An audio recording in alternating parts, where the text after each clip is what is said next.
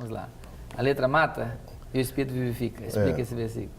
O próprio Senhor falou que os religiosos no seu tempo estavam errando porque não conheciam as Escrituras nem o poder de Deus. Amém. Eu não sei como que a letra mata e como conhecer as Escrituras sem conhecer a letra. Na verdade, a letra mata quando é só letra. Mas quando é letra, na unção do Espírito Santo, porque é uma palavra profética, toda a Bíblia é a palavra de Deus. Quando nós estudamos a Bíblia como palavra de Deus, não tem jeito dessa letra matar. É a própria letra, o verbo que se fez carne e habitou entre nós. Evangelho de João, capítulo 1. Então, se a letra mata, é um absurdo. É uma afirmação que Jesus mata. Mas não é Jesus que mata. Está escrito que o nosso adversário veio para roubar, matar e destruir. Mas o verbo veio para nos dar vida. A letra nos dá vida. A palavra de Deus, que é letra, ela é o pão vivo que desceu do céu. Então não permita que ninguém te confunda com essa frase, a letra mata, sem falar que o Espírito vivifica, e o Espírito vivifica a letra. A letra mata somente quando não permite a revelação daquela palavra. Quando nós lemos a Bíblia como um livro qualquer, mata. É por isso que tem tanta seita, tanta heresia, mas quando nós lemos a Bíblia como palavra de Deus, é vida e vida em abundância. É isso aí. E a outra pergunta, ela disse aqui sobre a interpretação própria, a revelação. É muito comum, principalmente para o cristão evangélico, ter essa ideia de que é possível ter uma interpretação bíblica e, de repente, por uma experiência mística, ele ter um entendimento diferente do que o texto propõe. Quando os reformadores eles lutaram pela Escritura, porque ela fosse traduzida em cada língua de cada país, que pudesse ser alcançado pela pregação do Evangelho, eles propuseram não a livre interpretação, mas sim o livre exame. O que eles queriam dizer com isso? Que a Bíblia não tem várias interpretações. Se de repente eu tenho insuficiência renal e peço que você ore por mim, que a igreja interceda por mim, se você disser que teve uma revelação de que a minha insuficiência é cardíaca, você vai orar errado por mim. Porque o que eu escrevi para você na carta é o que conta. A insuficiência é renal, não é cardíaca. Então, o texto ele só tem uma interpretação, ele só tem um sentido. O que existem várias são as aplicações. Então, se eu leio lá, o Senhor é meu pastor e nada me faltará.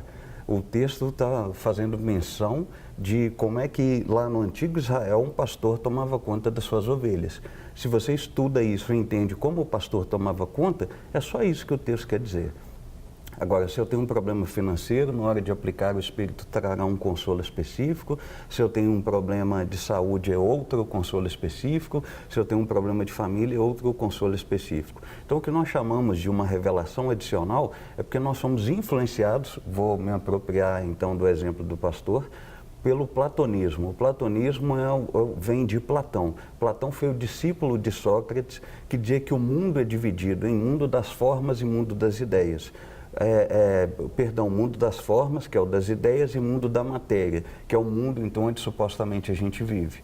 E qual foi o resultado disso? Muitos evangélicos se apropriam disso para chamar esse mundo das formas de mundo espiritual e aqui de mundo da matéria, como se não existisse espiritualidade aqui. Aí somos influenciados dizendo que quando lemos a Bíblia aqui, a lemos materialmente. E quando recebemos um entendimento diferenciado, chamamos isso de uma revelação adicional. Só que isso, com todo respeito, isso não é bíblico. Eu te sugiro, então, conversar com o seu pastor, alguém que possa te orientar a respeito desse tipo de assunto. Agora, a gente tem que ter é muito interessante, né? Tem que ter esse equilíbrio para que a pessoa também não leia a Bíblia só de maneira acadêmica. Sim. E, ao mesmo tempo, não leia caçando uma resposta como num cartomante. Né? Eu estou desesperado, então Deus fala comigo aqui. São os dois extremos. Aí abre, põe a mão, olha. e foi e se enforcou. Aí se abrir de novo, vai tu e faz o mesmo. Então, tem que ter esse equilíbrio, né? Claro que ao lermos a Bíblia com o coração humilde, entendendo que é a palavra de Deus, que é o próprio Deus se revelando a nós, é o único livro que o autor vai junto para sua casa, né? Amém. Ele pode sim fazer com que uma história, um versículo possa vivificar algo na sua vida, como você estava dizendo, né? Às vezes, no momento, você está passando por uma situação, você lê e aí fala, olha, o Senhor é meu pastor, nada me faltará. Está me faltando alegria, então eu não preciso esperar que as coisas mudem à minha volta para eu ficar feliz. Ele pode ser minha fonte de alegria, Ele é. Então, isso traz vida, né? E isso é interessante, porque às vezes nós temos experiências de aplicação da palavra e a gente chama de revelação, mas não é revelação. É só a aplicação que é diferente. Exatamente. É verdade. Olha só, o grande problema não é a letra, é a falta da letra. A falta da letra é que mata.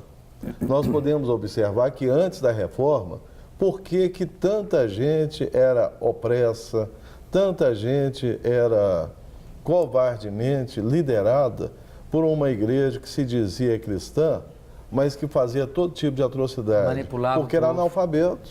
O povo não tinha letra. Agora, é inconcebível que o povo de Deus queira novamente dizer que a letra mata com saudade das cebolas do Egito.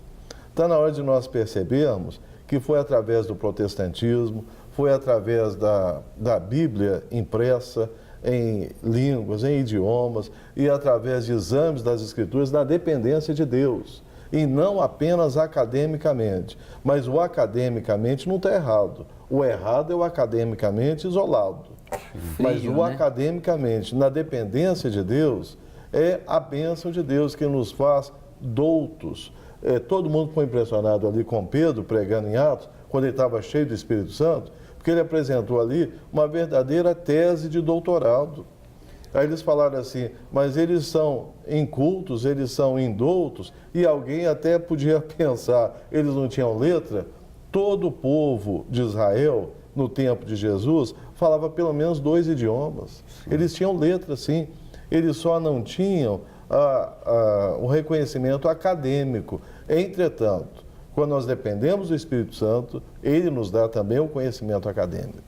Isso aí, tem algumas participações aqui, eu quero registrar.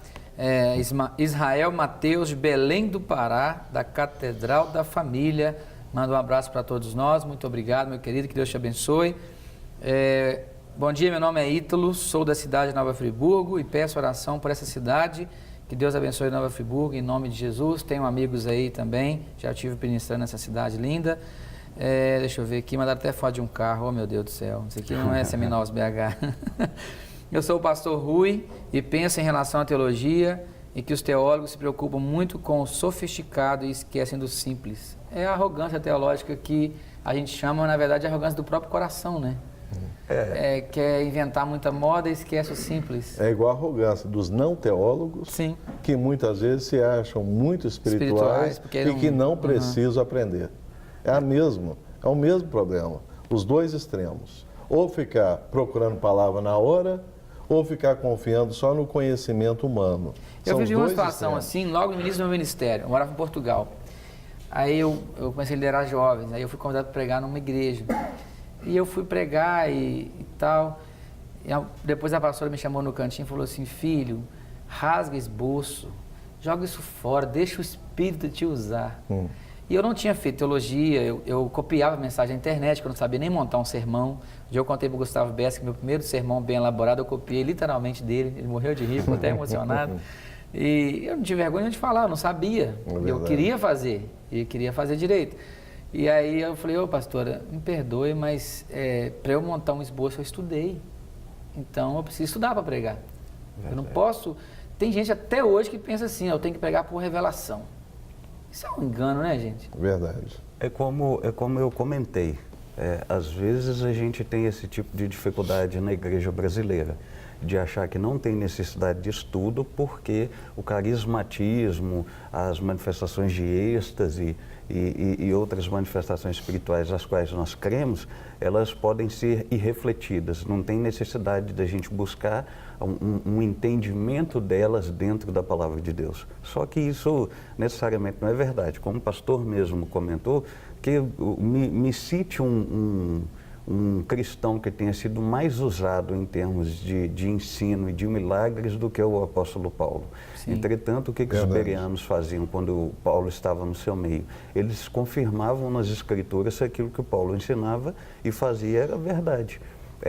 Hoje nós temos um outro problema também, que eu tomo a liberdade de diagnosticar, é que além da ausência de ensino, a igreja reflete uma subcultura que é exatamente igual à macrocultura que a gente vive. Nosso país não investe em educação, então as igrejas em geral também não investem. E ao não investirem, é mais fácil que eu terceirize as minhas responsabilidades de fé. Ao invés de eu pregar, o pastor prega para mim. Ao invés de eu estudar a Bíblia, o professor estuda por mim. Ao invés de eu orar, um outro irmão ora por mim. O resultado é que eu mantenho dentro da igreja evangélica a mesma proposta católica romana. O pastor é um sacerdote que aquilo que ele fala tem tanta validade e tanta autoridade quanto a Escritura. Eu não tenho a preocupação de saber se o que ele está dizendo é verdade. Por isso que você observa que muitas igrejas que pregam N heresias estão crescendo. É verdade. Porque o povo não conhece a verdade. Deixam ser e aí de manipulados. quem fala alguma coisa contra. É verdade. Porque se está tendo sinal, se está tendo prodígio, se está tendo alguma auê, está valendo. Não importa se eu vou mergulhar 7 vezes num poço d'água para receber um milagre. Está acontecendo milagre, não importa se é bíblico ou não. Eu quero um milagre. Mas os bereanos examinavam para ver se realmente era daquele jeito. Então é isso que nós precisamos fazer. A escola dominical pode ter vários nomes, redes, qualquer nome que tenha. Mas as escolas na igreja, para os membros, discipulado, é exatamente para ver se realmente é do jeito que está sendo pregado. É por isso que muitas pessoas que têm um pouco de teologia e vivem é chamado de chato na igreja, porque ele acaba sendo um fiscal. Eu me lembro que quando criança, eu escutava os adultos conversando, e até quando eles iam brincar, de repente o outro virava e falava, legal, irmão, mas onde que isso está escrito na Bíblia? Existia uma preocupação com a Escritura e de eles nortearem, inclusive, as próprias brincadeiras e o comportamento na Escritura. Hoje esse tipo de preocupação não existe. Quando a gente estuda a história do protestantismo no Brasil e o próprio movimento do evangelicalismo, você vai descobrir que ao lado das primeiras igrejas que chegaram, presbiteriana, luterana, batista, anglicana, a própria luterana, sempre ao lado de uma igreja tinha uma escola e um hospital. O objetivo não era só ensinar a palavra de Deus, mas bem como alfabetizar e transformar a nação. Servir o povo, né? Aí, hoje a gente vive essa dificuldade cultural de que as pessoas não leem nem mesmo a própria Bíblia, infelizmente. É verdade. Tem aqui uma pergunta, uma participação no WhatsApp. Deixa eu ver. Temos um projeto aqui na minha cidade chamado Momento com Deus. Levamos o reino através das lives do Facebook. Jofres Oliveira. Ok. Aí ele está pedindo para a gente... Deixa eu ver, o que mais? Para a gente divulgar para ele. Jofres Oliveira está pedindo divulgação para o seu trabalho na rede, no Facebook amanhã às 17 horas. Que Deus abençoe o seu trabalho aí, meu querido. Uma pergunta. Maria Aparecida, Igreja Pentecostal, Casa de Oração, mora em Belo Horizonte. Um grande abraço para todos vocês. Minha pergunta é a seguinte. No livro de Jó, capítulo 40, fala de um animal chamado Behemoth. Que animal seria esse? O Behemoth corresponde a um animal pré-histórico. É um nome bastante específico, bem diferenciado.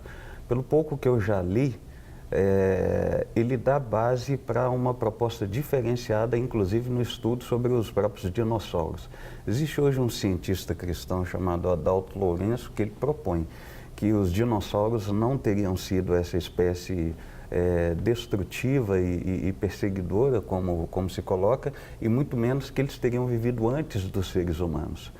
Ele propõe que seres humanos tenham vivido nesse período e que a própria contagem do tempo da Terra, do tempo que os dinossauros existiram e tal, ele coloca o seguinte: existe uma fórmula matemática e um coeficiente específico. O coeficiente é manipulável. Dependendo do valor que você coloca, a Terra tem milhões de anos. Dependendo do valor que você colocar, ela tem alguns poucos mil anos, como a Escritura coloca. Então isso dá um paninho para a manga aí, uma discussão, mas o Behemoth, basicamente pelo que eu já li, diria respeito a um animal pré-histórico. Eu não tenho como confirmar porque eu nunca me aprofundei. E tem um outro animal também em Jó, chamado Leviatã, que é até o nome de um livro de um liberal no século XVI, Thomas Hobbes, que ele escreveu também Leviatã. E também era um monstro marinho, igual esse outro animal pré-histórico. Agora, para nós termos esse conhecimento, nós precisamos estudar teologia. Se nós não estudássemos teologia, nós não saberíamos disso. Como eu estou defendendo muita teologia, eu queria só aproveitar antes que o tempo termine e dizer que o teólogo tem de orar muito, o teólogo tem de jejuar, o teólogo tem de ser cheio do Espírito Santo. Se o teólogo é assim, não tem por que a teologia não ser bênção. Exatamente. E também a gente tem que tomar um certo cuidado. O próprio Tiago disse, né? Acolhei a palavra que é voz implantada com mansidão, Amém. Que ela é poderosa para salvar a vossa alma. Eu acho que falta para nós exatamente essa mansidão, que é um equilíbrio, que é a humildade, que é Verdade. O amor. Porque às vezes a gente se atém a uns temas que eles não vão fundamentar a sua fé. Verdade. Ele vai gerar discussão e divisão. Então aquilo que está trazendo divisão, guarda para você, né? Algumas convicções que você tem. Eu fico vendo os meninos novos, aí uma discussão de calvinismo, não calvinismo e etc. Cara, se é calvinismo ou não, você só é salvo por causa de Jesus. Verdade. Pronto. O arminiano é salvo por causa da obra de Cristo. É verdade. O calvinista é salvo por causa da obra de Cristo. Amém. Isso basta para nós. Amém. Estude, aprofunde as suas convicções, não tem problema, não tem pecado nisso, faça isso. Mas não seja essa pessoa que fica debatendo para mostrar para os outros que sabe. Nem julgando. Né? É isso que acho que queima um pouco a chamada, os teólogos são chatos. Não é, porque alguns são extremamente tendenciosos e quer defender a espada como Pedro fez no início da caminhada. Depois a Pedro virou mau amor, né? Depois era filhinhos, não era mais espada. Então a gente tem que crescer nisso aí. Para receber todas as novidades do canal, inscreva-se e se curtir o vídeo, clique em gostei. Aproveite para acompanhar a Rede Super nas redes sociais.